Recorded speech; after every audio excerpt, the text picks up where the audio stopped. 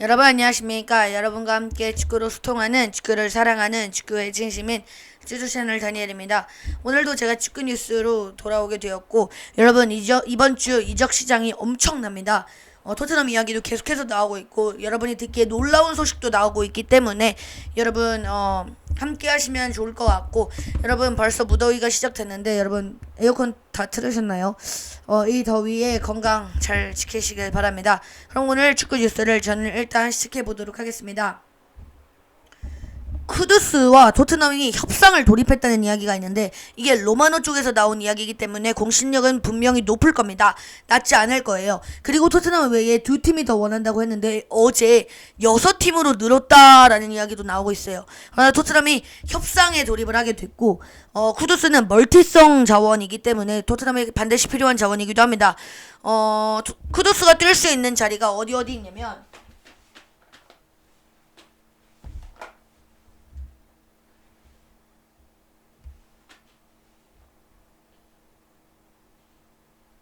다 되죠. 뭐 때로는 스트라이커도 되긴 하지만 스트라이커는 많이 안 뛰는 선수이고 여기 SS 세컨 스트라이커 자리나 미드 공격형 미드필더, 중앙 미드필더, 오른쪽 오른쪽 윙어 왼쪽은 아니니까 오른쪽 윙어 이런 식으로 멀티성이 좋은 자원이기 때문에 토트넘에 반드시 필요한 자원이 될 수밖에 없다는 상황이고 여기서 나오는 소식이 에제에 대한 소식인데 에제를 토트넘이 애초에 영입할 소식이 없었다라는 이야기가 나옵니다. 아스날은 노리는 중이고 거기다가 아스날은 마두에케까지 노리는 중이고 호두리그가 실패될 때 에제나 마두에케로 방향을 틀 수 있다라는 이야기가 나오고 있어요. 그래서 토트넘은 애초부터 에제 생각은 없었고 은베모는 영입을 하려는 시도가 있었을 거예요. 근데 맨유를 가겠다고 하니까 그래서 쿠두스로 방향을 튼 게 토트넘이 아닐까. 근데 이제 마두에케를 아스날로 보내게 된다면 첼시는 공격수를 영입해야 하는 상황에서 거기서 쿠두스를 영입할 수 있는 팀이 첼시가 될 것이다 라는 이야기가 나오고 있습니다. 그래서 이거는 좀 재밌는 이적사가 소식이 될 것 같은데 좀 지켜봐야 될 것 같은데요. 근데 여기서 나오는 소식이 주앙 페드로 그 브라이튼의 공격수인데 브라질 공격수 주앙 페드로가 첼시로 가게 되었어요. 그래서 클럽 월드컵에 나올 거고 주앙 페드로가 첼시로 가게 되면서 마두에케가 오른쪽이잖아요. 물론 후반부에 왼쪽도 나오긴 했지만 오른쪽에 많이 뛰는 선수인데 그래서 주앙 페드로 선수를 가운데 그 파머 자리 CAM에 놓고 파머 네투 뭐 잭슨이나 델랍 이런 식으로 공격진을 형성할 수도 있고요. 아니면 중앙 패드를 여기 왼쪽에 갖다 놓고 파머, 네투, 페드루, 잭슨이나 그 델랍 이런 식으로 놀 수도 있다. 첼시는 여러 가지로 공격진을 구사할 수 있다. 그렇기 때문에 이제 마두에케를 보내더라도 쿠두스 영입 안 해도 된다라는 이야기가 있습니다. 중앙 패드루는 이미 첼시로 갔어요. 이미 첼시가 확정이 되었어요. 그래서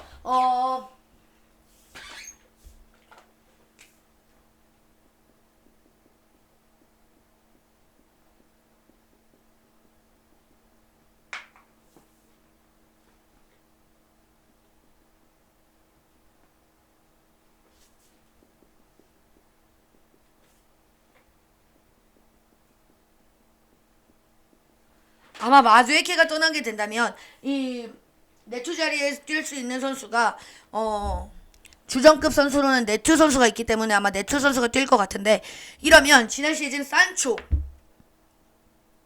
네투, 무드릭, 파머, 마두에케 이런 선수들이 있었는데 지금 무드릭도 떠날 확률이 높고 마두에케도 떠날 확률이 있고 그러다 보니까 산초는 임대를 안 할 거고 그러니까 이제 아마 쿠두스 소식이 나오는 것 같은데 이렇게 아마 주전 조합을 낼 것 같습니다. 페드로 선수를 포함하여서 그 누노 타바레스가 EPL 복귀 썰이 있더라고요.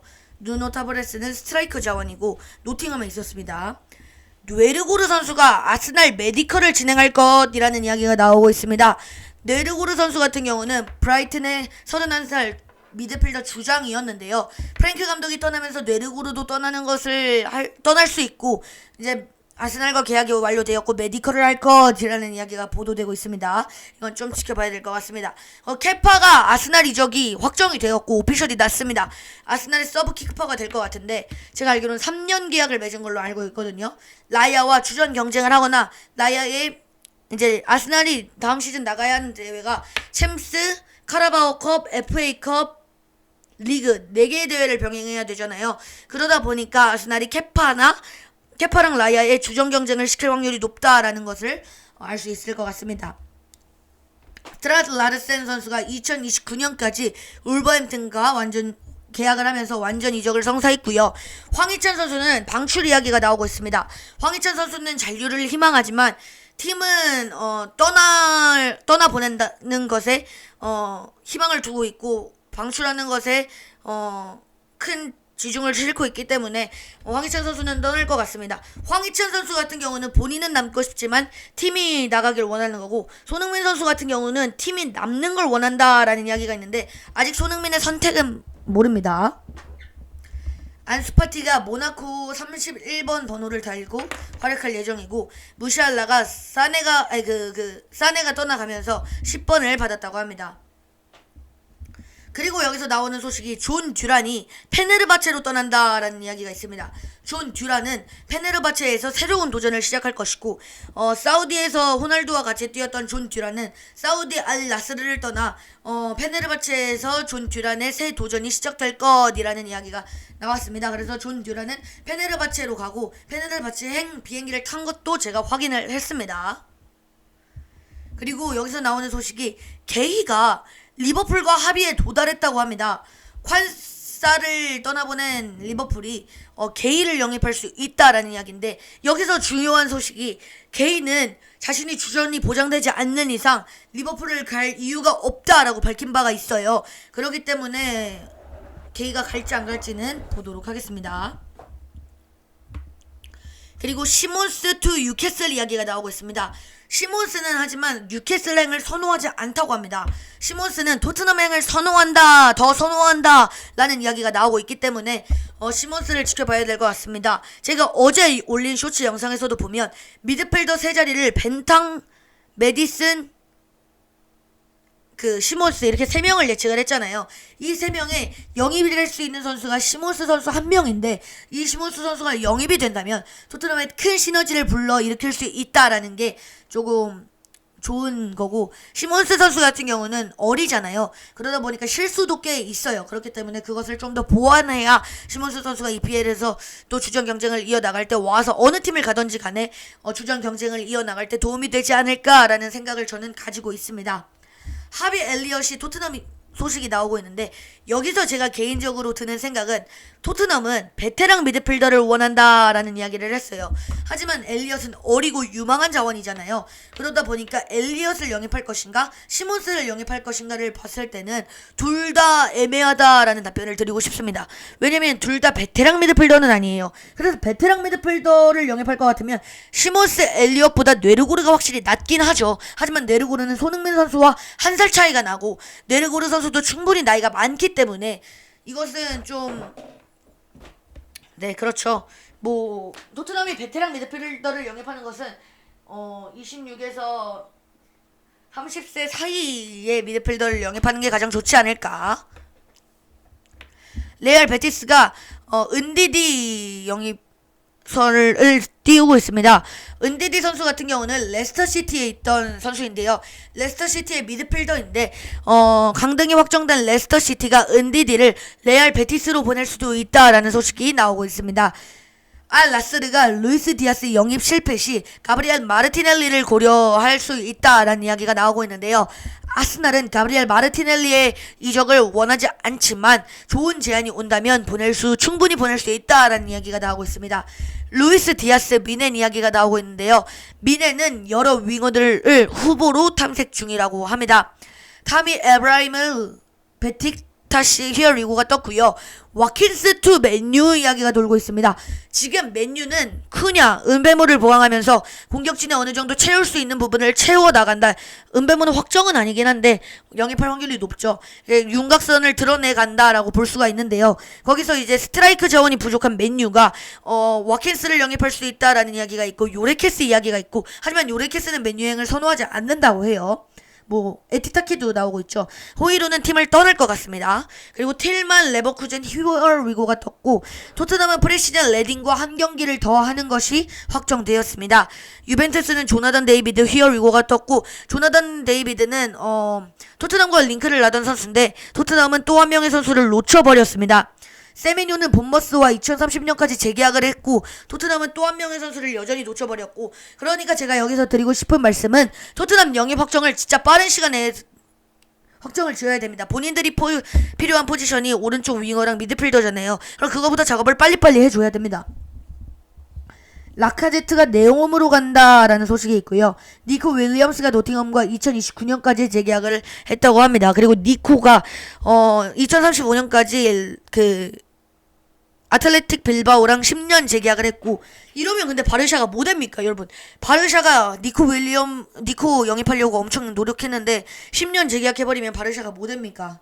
그리고 여기서 어제 나온 소식인데 토트넘이 로빈슨 영입을 원한다라는 이야기가 나오고 있습니다. 토트넘이 우도기의 경쟁자이자 우도기가 백업이 될 수도 있죠. 우도기의 경쟁자인 로빈슨 영입을 원한다라는 소식이 있습니다. 여러분, 로빈슨 영입 찬성이십니까? 반대이십니까?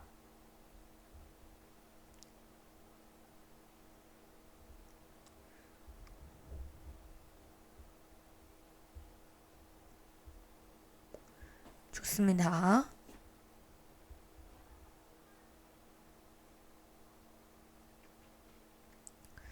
그래서 뭐 이런 이야기가 보도가 돼요. 계속해서 이렇게 됐을 때 토트넘이 과연 얻을 수 있는 선수와 얻을 수 없는 선수를 빠르게 구별을 해서 얻을 수 있는 선수들 위주로 빨리빨리 작업을 하는 게 굉장히 좋습니다.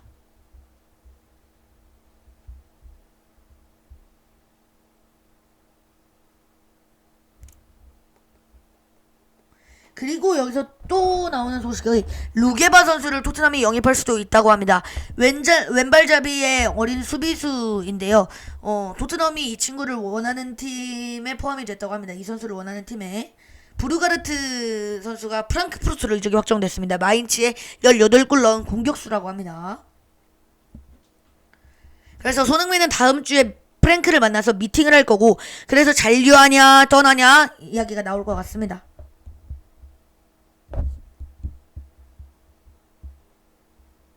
디뉴 AS 모나코 이야기가 있고, 토트넘의 제노아의 수비수 코니 디 윈터에게 문의를 넣었다고 합니다. 토트넘이 어쨌든 수비수를 보강하려고 하는 것 같은데, 이렇게 했을 때 제가 드는 생각은 로메로가 떠나나라는 생각이 들긴 합니다. 그런데 여기서 중요한 것은 코타를 영입을 했잖아요. 코타를 장기적으로 보고 임대를 보내고 백업 수비수를 드라구신이 부상당한 상황에서 넣을 수 있다. 왜냐면 선수는 맞지만 뎁스가 약한 센터백 진이기 때문에. 네, 그럼 오늘 방송 여기까지 하도록 하겠습니다. 여러분, 다시 한번 말하지만 이적시장 소식이 나오면 언제든지 하루에 10번이라도 뛰어오겠습니다. 그러니까 여러분, 많은 시청 부탁드리고요. 오늘 영상도 끝까지 시청해주셔서 감사합니다. 여러분, 구독, 좋아요, 알림 설정 한 번씩만 부탁드리고요. 여러분의 구독, 좋아요, 알림 설정이 큰 힘이 되고 있습니다.